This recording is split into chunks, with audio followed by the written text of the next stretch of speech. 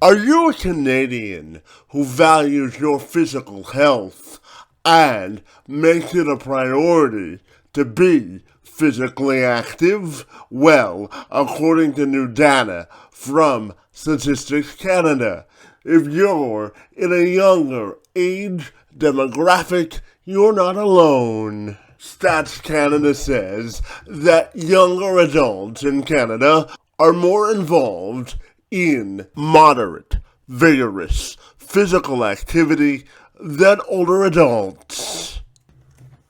58% of adults ages 18 to 39 accumulate at least 150 minutes of moderate to vigorous physical activity, compared to 52% of adults 40 to 59. And finally, only a third of adults 60 to 79 commit to the recommended and necessary amount of physical activity in order to stay physically fit. Craig Bongelli is an author, online fitness coach, and former professional strongman who believes transforming your body is the most powerful thing you can do to transform your entire life. For Craig, it's simple. Getting in shape means that every aspect of your life will be maximized to its fullest potential. And to join me this week to discuss the value of great physical health, him competing in strongman competitions, and how that portion of his life impacted the man he is today. I'm Kevin McShann. Let's have this conversation.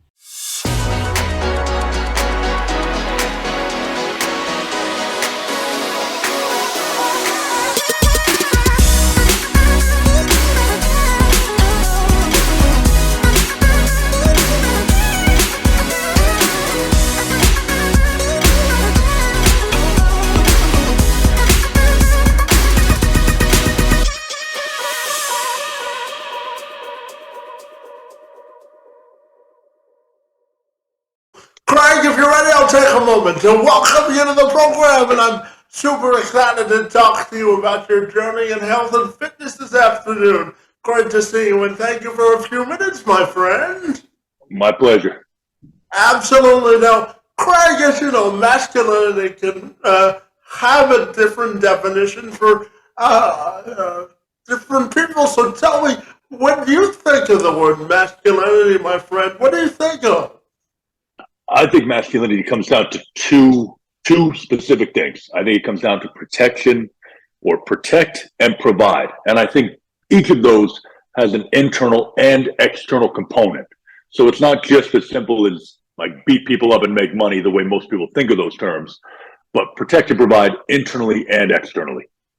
So when we dive into physical fitness, I'm curious to get your thoughts on what it really means to really value your personal fitness and really sort of maximize your fitness potential. What does that mean to you?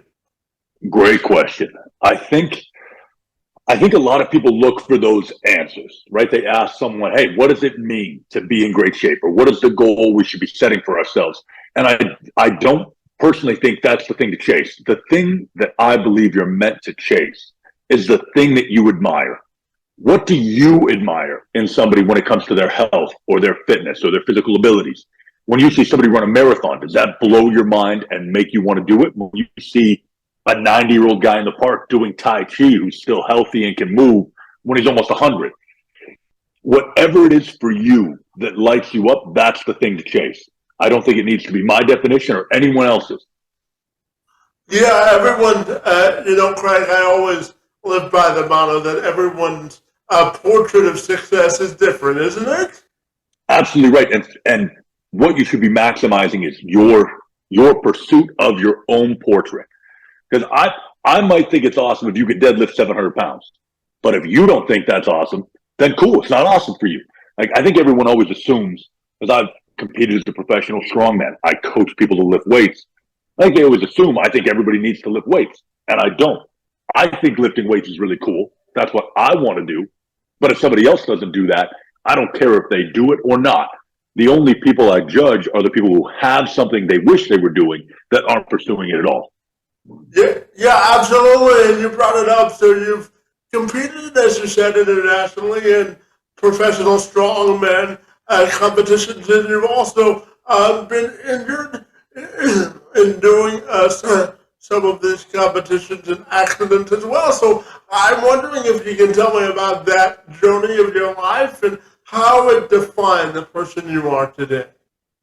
Absolutely. So the desire to compete as a professional strongman was all encompassing for me from age 17 to almost 25. And in the first 5 years of pursuing professional strongman, I gained 150 pounds. I went from weighing 150 pounds to weighing 300 pounds, competed as a professional strongman, and had a pretty serious accident. I had cut my wrist in a construction accident opening my first gym, almost bled to death cutting an artery, and then competed a couple months after that and passed out lifting an Atlas stone, which became a world a world famous or infamous video for months and months and months with hundreds of millions of views. And I think what those things taught me, one, setbacks happen and they're going to be a part of what you do. That's everybody knows that already. It's cliche and it's true. I think the bigger thing it taught me is there are a million people, maybe literally a million people, who will talk all sorts of trash on the internet about people pursuing something meaningful to them. And it's very easy for them sitting in the stands to watch someone stumble and feel some type of accomplishment in noticing the stumble of someone doing something when they will never get off their butts to stumble, to run, to walk, to anything towards their goals. And what I would encourage people who are self-conscious, who are worried about being judged, who are worried about being laughed at, who are whatever it happens to be. I've been around the strongest guys in the world, both before and after the accident, but especially afterwards. Some of the most accomplished strength athletes on the planet. Not a single guy who was at the level above me, at the level I was trying to go to, had a single disparaging word to say. It was only the nobodies. It was the people who are unhappy in their own lives, accomplishing nothing in their own lives, that have something to say. So we worry all the time, whether we're pursuing professional strongmen or whether we're pursuing something small in our day-to-day lives. We worry about what people are going to say, but it's never going to be someone that matters, that has something negative to say. It's never going to be someone you admire who looks down on you. It's just going to be the bums. Yeah, absolutely. Greg, I know that you've done some research on me, buddy, and I was born with cerebral palsy, and one of the mottos that I live my life by is always active. Valuing my personal fitness is important to me because my muscles contract faster than most people because of my disability. So tell me about the importance of really valuing fitness, because I know that's something that we share together, because you think that getting in shape is something that you can do to improve all aspects of your life as well. Absolutely. I would say there's two things that are important. And the simple one is that your body is the vehicle with which you will move through life. There are no trade-ins. You can't take it back when the lease is up. You can't really even go get the tires changed on a lot of things. You've got one body and it's got to take you through life, through all the things you want to do. So that's number one, is recognizing you need to be fit enough, or as fit as you can be, for the things that you want, or you will be denied access to those experiences. Number two, which I think is the more profound and important thing, when you recognize that you can change your body through power of will and action, through your own personal actions, what you put in your mouth, what you do with your body every day, the choices you make, you can take the vision you have in your mind that doesn't exist for what you're able to do, what you look like, what you feel like, and you're able to bring it into reality. You're able to take that thing which is not real and you're able to make it real. It is the most visceral way you could possibly understand that you and your choices and your power of will change your life. No matter where you're starting from, where you want to go, you, with your willpower and your choices every day, can become a different human being. In 5 years, I doubled my body weight. I was a completely different human being. I was genuinely unrecognizable to people who hadn't seen me in 5 years. And that only happened because it existed in my imagination and my actions brought it to life. Everything else is the same. Whether it's something small, whether it's something big, no matter what it is you want to do, you can change you through the power of will and consistent application of effort. Yeah, absolutely. Greg, when I talk to people and they ask me why I'm so optimistic about life, I always tell them that there's no 50% off policy when you have a disability, right? You can't take it back to the store or return it, right? So, and I always tell them that life is what you make of it, and that you make time for the things in life that you prioritize. Would you agree with that? Absolutely right. And if people ask you why you're optimistic, like, goddamn, what is your other choice? Like whether you have CP or not, whether you have something else or not, what's your other option? Your option, I'm going to hope for the best and I'm going to aim for that, or what?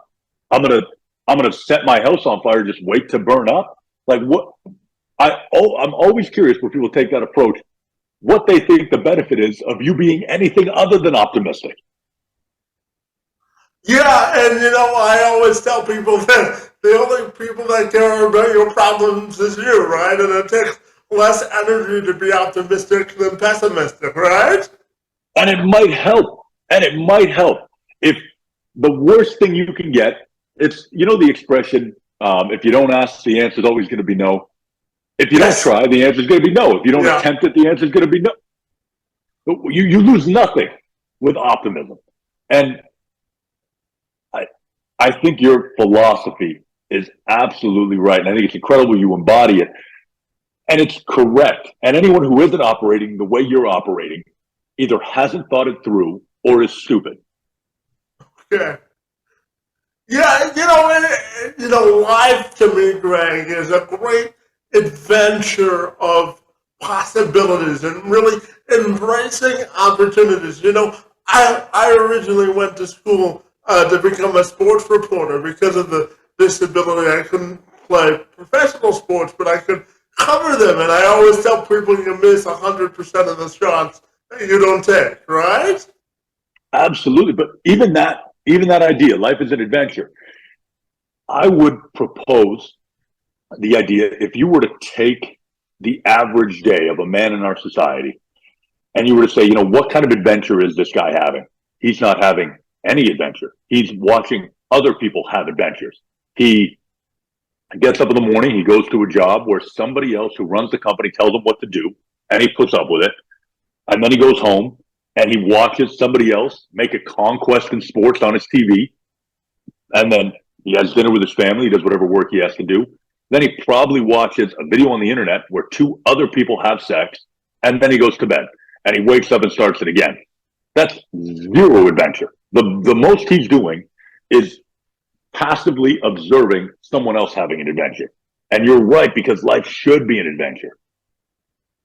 Yeah, and I know that you have two specific strongman mentors that really have played a big aspect of your life. So I'm wondering if you can tell me all about it.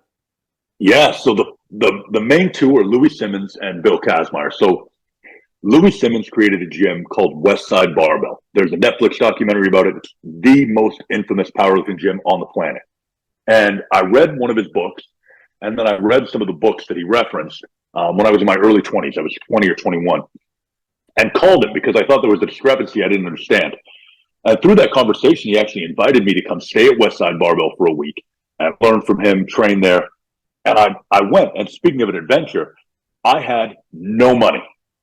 No money. I called every single magazine company that wrote about strength training, bodybuilding, whatever. And I pitched them all the same thing. I will go to Westside Barbell. I will write you an amazing article. And I've never written an article before. I'll write you an amazing article on what I learned. All I need is $700 because that's what it was going to cost me to get there. I'm like, I need $700 to make this trip happen. So Muscle Mag agreed. They said they told me they'd pay for it. They pay for the article. So I went. And that was one of the most life-changing experiences I've ever had. And then the second, similar idea, I tracked down a guy named Bill Kazmaier, who's a 3-time World's Strongest Man winner, considered the strongest man to have ever lived, was the first guy to bench press 300 kilograms or 660 pounds. And I got his contact information and hammered him. That I want to learn from him. I want to learn from him. I'll do whatever it takes. And he ended up finally inviting me to Alaska to stay with him for a week. And then actually came to where I live, just outside of Toronto in Canada, and stayed with me for a week as well. But both of those it was like going up Mount Olympus to sit with Zeus, so to speak. Well, yeah, it's always important to have personal and professional mentors because it allows you to have different perspective on life, doesn't it? Absolutely, and I think it makes things more real. If I don't know if you have a favorite athlete or sport or actor, someone that means something to you, they seem so unreachable. They are like Zeus on Mount Olympus, but meeting them, learning from them, talking to them, it makes them real. It makes what they've done real. It makes them reachable. It's inspiring in the way that it, in my opinion, shows you how much more is possible for someone that might not be that different from you. Yeah, absolutely. And Craig, I wanted to ask you about level of commitment when it comes to fitness. Because, every year we hear the stories about people who make the New Year's resolution to get into shape, but don't really stick to that commitment. So talk to me about the level of commitment and personal desire it takes to be successful from a fitness standpoint in your perspective. Absolutely. I think there's 2 levels. There's things people want to want, and there's things people want. Want to want are the things you're supposed to say. You're fat and it's New Year's, so you're supposed to say you want to get in shape. And you might want to want it, but you don't want it for real. You don't want it in the way that you want to eat the chocolate bar that's sitting in front of you. When you want something, when you genuinely want it, you will take action to get it. And you can prove this by figuring out if your dog wants something. Does your dog want a steak? I don't know. Put it on the ground. How do you tell if the dog wants it? The dog goes to it. It takes action. Most of what people say they want are things they want to want. And that's why they don't appear to have any commitment, follow through, anything like that to begin with. They don't really want it. If they really wanted it, they would do something about it. And I think the key to unlocking that or cracking that code is being honest with yourself. Because saying you want something when you just want to want it sets you up to recognize in time about yourself that you consistently lie. You stop believing yourself because you hear yourself say, I want to get in shape. And then the next day you're eating a bag of Doritos. The little you inside recognizes this breakdown, recognizes these lies, and you erode your relationship with yourself. You should only say you want things that you truly, truly want. And that, I believe, is it. I don't think there's actually a commitment problem. I think people say they want things they don't really want, and they act in accordance to how they really feel. Yeah, absolutely. With that as a backdrop, Craig, I'm also curious to ask you, how do you gauge fitness success?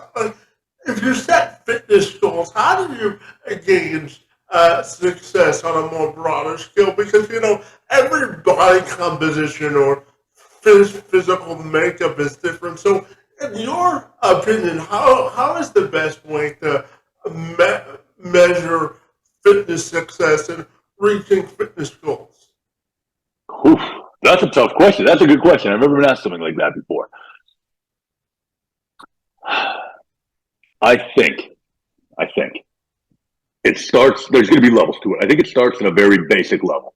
I want to get leaner.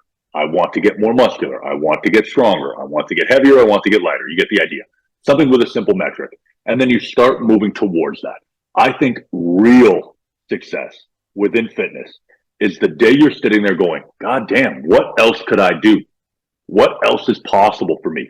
When you're investigating your potential with curiosity and excitement, and maybe even a little nervousness, that's real success. Everything else is just getting you far enough that you can start to do that. If we were to compare it to a conventional education, you go in and you get your bachelor's degree. You're going to do this. Here's what you do. Get your bachelor's degree, come out here. You go to do your master's, you get to be a little more specific. Here's the master's program, go do this. When you get to your doctorate, which I would call real educational success, what's exciting to you? What are you passionate about? What do you have curiosity about? When you get to pursue that, when you get to approach that, that's real success. But you have to do all the base level work that everybody else does before you can pursue that. Yeah, absolutely. And from a nutritional standpoint, I'm also curious to ask you about maintaining a nutritional balance. And what I mean by that is, people go on diets, and then once the diet is over, sometimes they revert back to some of their old habits that got them into the situation that they're in. So, how do you create good nutritional habits, in your opinion? Good question. I think one, recognizing that most people treat food the way addicts treat a particular substance. And most people, when they talk about like, well, I'm just, trying to get a little balanced or whatever, I'm like, okay, well, you've given yourself diabetes and you're 80 pounds overweight. I think you've had enough like little treats to last you the next decade. I would probably cool it on that. So I think recognizing that most people treat that the way addicts treat things. The other thing I would say is people need a longer, more holistic view of what they're trying to do with food.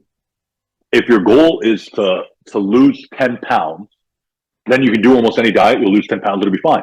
If your goal is to lose 10 pounds and then live there, then it's a completely different question. And if you're going to start a diet, you should be asking yourself, can I do this forever? And if you can't do it forever, if you can't marry the diet, don't start the diet, because it's going to end in a bad breakup. And the last thing I would say, the simplest rule about nutrition possible: if your great grandparents wouldn't know what it is, you probably shouldn't eat it.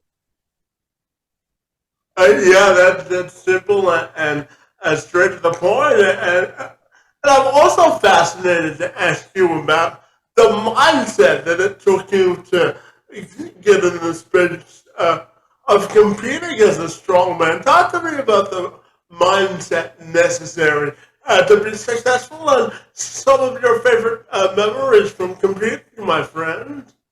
Okay. So the mindset is going to be individual. I think there are people who work very well in like this quasi monk meditative state. I think there are people who compete incredibly successfully in a very agitated, aggressive state. I'm more on that end. I will get highly agitated and aggressive before I'm going out to deadlift a car or to pick up a 300 or 400 pound Atlas stone. That for me, channeling feelings of aggression works very well, but no different than any other sport.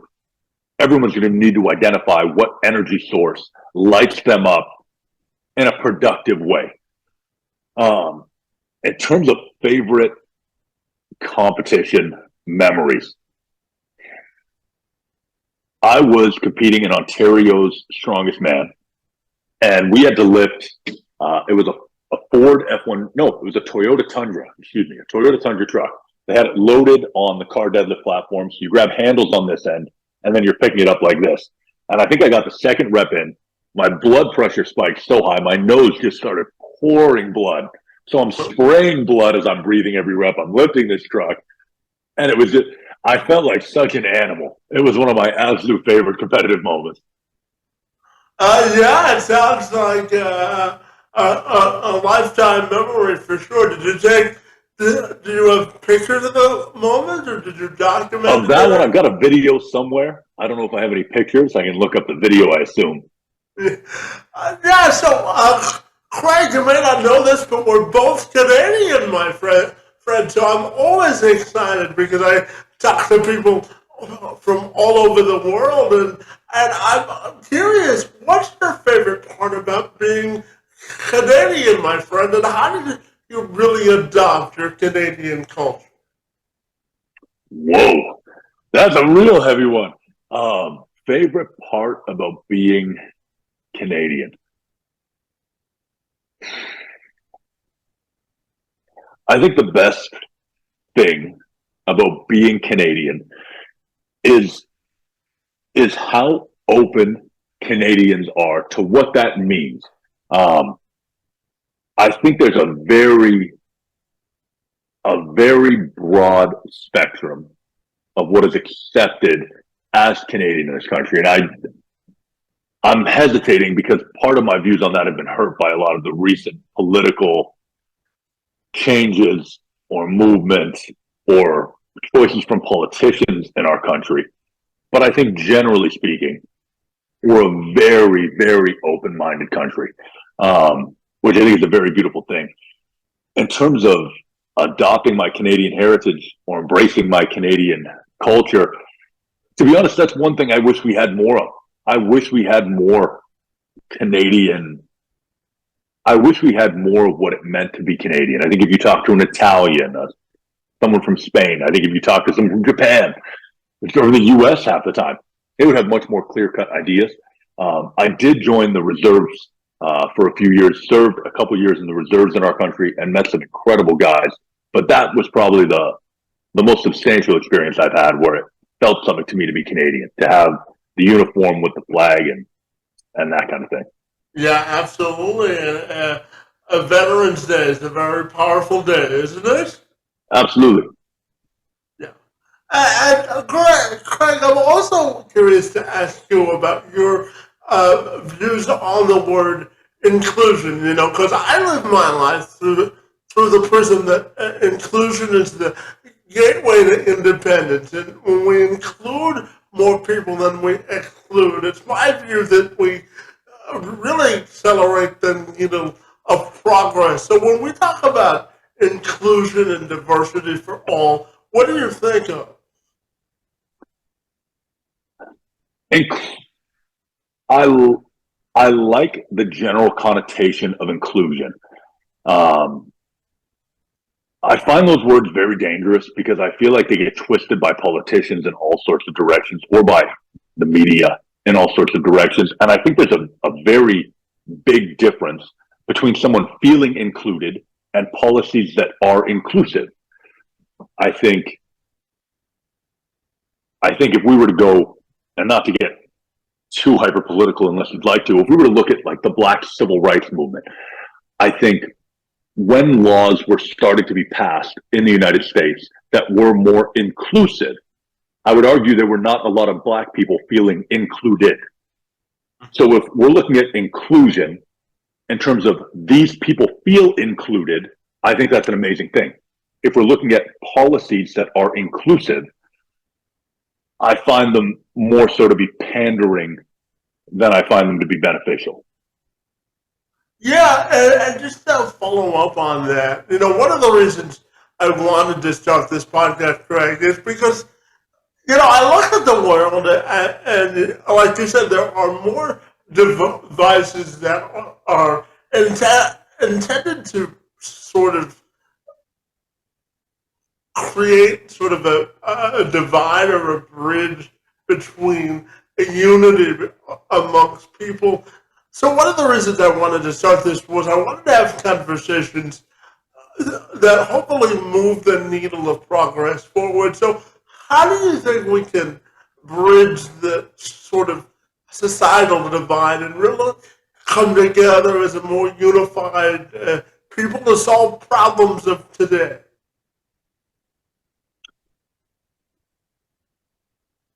I think that the vast majority of our problems, I think whether it was things that BLM type organizations attempted to approach, I think whether it's a lot of things that happen in Canada when it comes to native rights or reconciliation or all of these ideas, I think the vast majority of our problems are not racially divided or ethnically divided.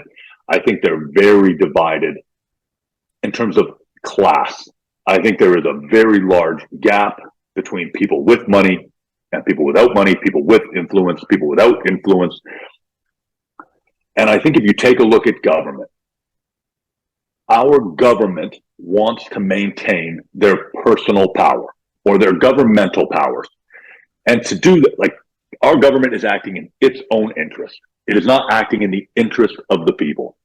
And because of that, it necessitates that our government lies to us about what they're doing or why they're doing it, because they're not acting in our interests, but need us to think they are. I think we need to stop fighting for scraps. I think we need to stop looking at very minor discrepancies between people on the same level. And we have to start looking at the levels above the average person that are benefiting from the systems that we live in. Yeah, and just one follow up in terms of our fitness conversation. The COVID-19 pandemic, right, has really taught us to be sort of value the whole authentic human connection piece of life and really sort of reprioritize our priorities. So, from a fitness perspective, how do you think we can reprioritize the need to really value physical fitness after the pandemic?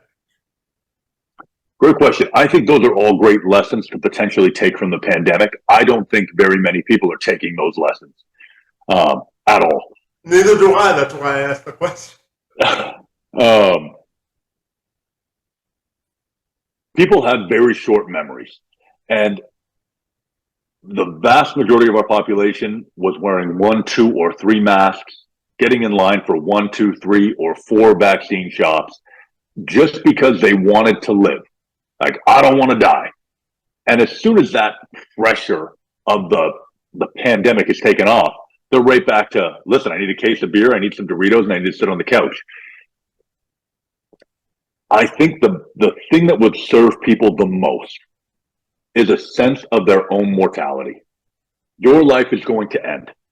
It might end soon. You don't know. Today could be either of our last days on this planet. When I had the accident where I cut my wrist, when the paramedics got there, they told me I was between 60 and 90 seconds away from bleeding out and being done. That could have been it. Today could be it. Tomorrow could be it. A little bit of urgency and a recognition of mortality, I think, is what people need. Because as soon as they went, hey, COVID might kill you, everybody's down to do whatever. Give me the mask, give me the shot, give me the space. We'll close this business. We'll close that. Stay away from me. I'm not going to go see grandma at the nursing home. They were on it. If we had a death count on CNN every day, there's how many people just died from alcohol abuse. There's how many people just died from being obese. There's how many people just died after they gave themselves diabetes. That would be a very helpful counter, more than this is how many people died from COVID. We're going to die. Yeah, absolutely, yeah. That is the best thing people can keep in mind, in my opinion. Yeah, absolutely. And Craig, for anyone that wants to get into the space of health or fitness or competing as a professional strongman, I'm curious, what would be your advice to them in terms of being successful in the health and fitness space? Looking at social media right now, because that's changed a lot from when I was really coming up in strongman. My number one piece of advice would be stop thinking so much. There are so many people on the internet arguing over the most minute details of the perfect diet, the perfect training program, the perfect form, the perfect whatever, who have no meaningful results at all. Like they've got 20,000 followers and they've got a million opinions and they've got a bench press of like a 17-year-old girl. And it blows my mind. Go get some results. Because in the physical fitness space, we allow this somehow. If I was talking about basketball and all day long I made Instagram or TikTok videos analyzing and critiquing everybody else's shot and talking about, I know the perfect way to shoot a basketball. And then you went, cool, can you hit a free throw for me? And I went, I'm scoring about 15% of them. You'd be like, who are you to talk? Why are you talking about this? Why do you think you have the answers if this is your performance? But somehow we allow that in fitness. We've got guys talking about how to get strong who are not. We've got guys talking about how to get lean who have never been lean. We've got guys talking about how to get really big who have never been really big. We've got a million people selling to women by gaslighting them about what it's going to take to get in shape or what they did to get in shape. I've coached people, women, who have gotten in incredible shape through grueling workouts, who now use that body to go on the internet and sell to people, hey, you can get in shape in a couple easy workouts a week and not ever worrying about what you eat. And it's madness to me. It's absolute madness. The best thing people can do if they want to make a career of this in any capacity is go get some real results, because that will allow you to separate yourself so far away from the vast majority of the people you're going to compete with.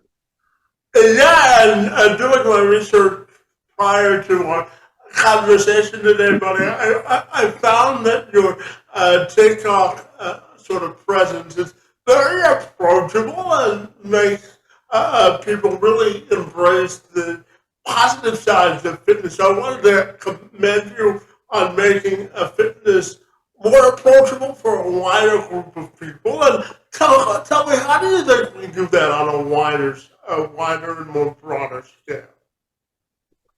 That's a good question. I think we need to give a voice to people who are living it, to people who are doing it, because those people do not have the ego that makes them feel like they have to push someone else out. It's the people who are hyper defensive about their knowledge, about their status on social media or within fitness or whatever, who are the ones excluding other people because they're trying to feel accomplished. Well, like if I can shut the door on that person, then I'm in here and I'm a VIP. And the people who have really put their heart into it, who have really accomplished something, don't have to do that because they're assured by their accomplishment. I think we literally, hey, go do something great, then show somebody else how to do it too. That's it. Until, like, if you're doing anything other than that, stop talking. Don't talk anymore. Unless you're doing something awesome or you're trying to help somebody else do something awesome. Just stop that. Yeah, absolutely. And I know that you've written a couple of books that really have helped people on that journey. So tell me about the books that you've written and why you think it was important for you to write them as well.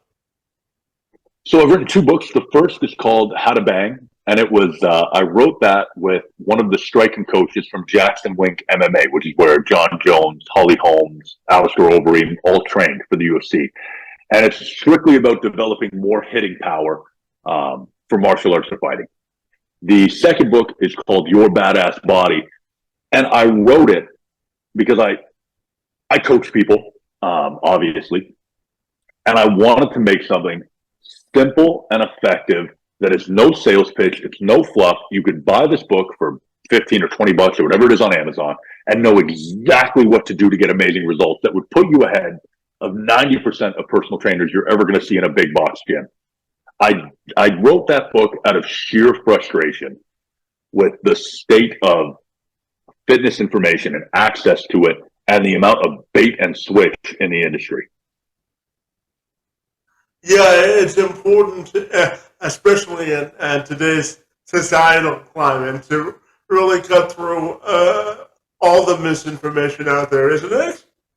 Absolutely. There's so much of it. And it's typically, I guess, one of three things. It's either people with their own ego trying to feel validated.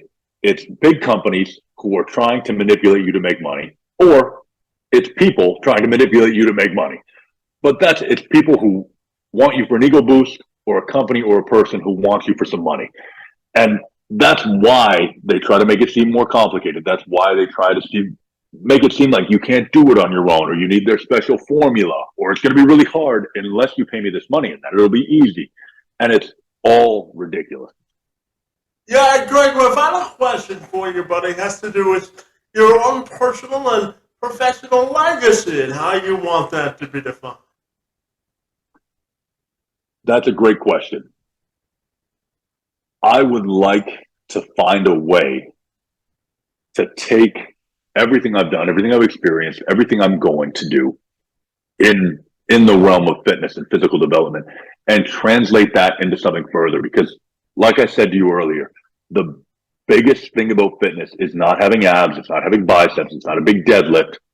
It's recognizing that through your own power of will and imagination, you can reshape yourself. You can become the man you want to be, the man you imagine, strictly through effort and consistent application of action. And that is so powerful. It's transformed everything about my life.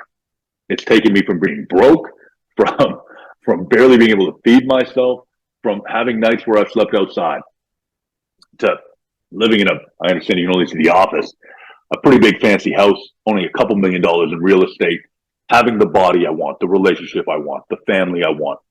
All of that came out of understanding that if I can imagine something and apply enough will and enough consistent action, I can bring it into reality. Yeah, absolutely. And Greg, finally, tell me, if people want to get connected with you, what's the best way they can do that, buddy? They can find me on Instagram as Bongelli Fit, or they can find me on TikTok. It's just Craig Bongelli. Fantastic. Well, from one Canadian to another, buddy, I really enjoyed our conversation this afternoon. I want to thank you for your work in the space of health and fitness, and for engaging in conversation with me this afternoon. It's most appreciated. It was my pleasure, my man. I appreciate your time a lot.